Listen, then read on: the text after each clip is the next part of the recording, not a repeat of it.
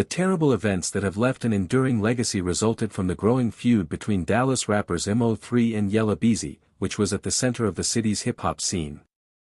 The two artists, who were headquartered in the Oak Cliff neighborhood of Dallas, started to gain popularity in the middle of the decade. Their feud stemmed from their struggle for dominance of the Los Angeles rap scene and possibly from ego conflicts over things like women. Natives and fans knew that the animosity was genuine, despite the two artists' public downplaying of the issue. Diss tracks were flying everywhere, and social media simply made the situation worse. When asked about the alleged feud in a 2019 Vlad TV interview, Mo3 said, "It was nothing." In an attempt to quell the controversy, Yella Beezy also claimed he was unfamiliar with Mo3.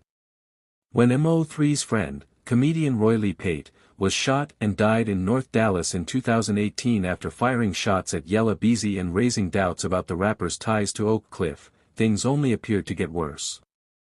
Tensions between the two rappers increased as a result of his behavior.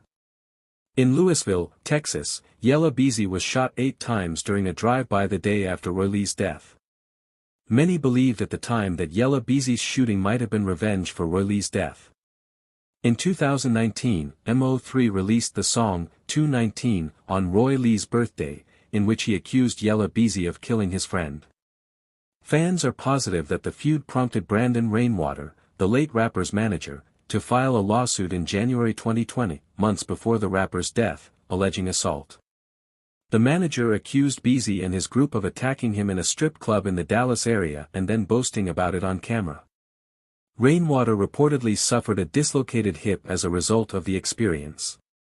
The feud ended tragically on November 11, 2020, when Mo3 was stopped on Dallas's Interstate 35 when a guy armed with a rifle drove up to the rapper's car. When the attackers started shooting, Mo3 got out of his car and started sprinting down the freeway, whereupon he was killed.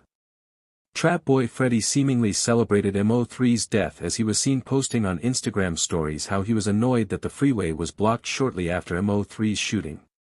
People speculated that Trap Boy Freddy knew Mo3 had been killed.